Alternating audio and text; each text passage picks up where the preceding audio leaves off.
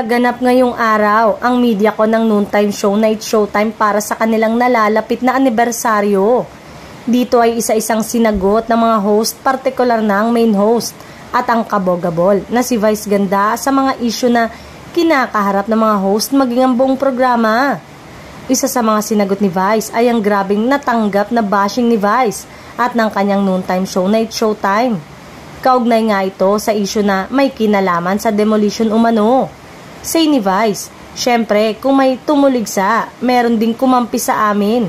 Mas malawak ang pangunawa, lalo sa kapamilya noontime show at napansin pa nila na organized daw ang sunod-sunod na bashing o demolition job at meron daw di umano na troll farm na nasa likod nito. Nagsalita rin si Vice tungkol sa balita na hanggang December na lamang umano ang kontrata ng Showtime sa GMA7.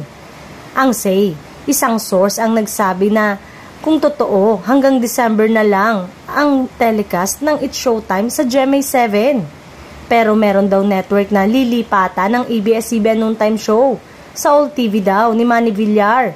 Ang lipat nito na napapanood na rin sa kasalukuyan sa nasabing network.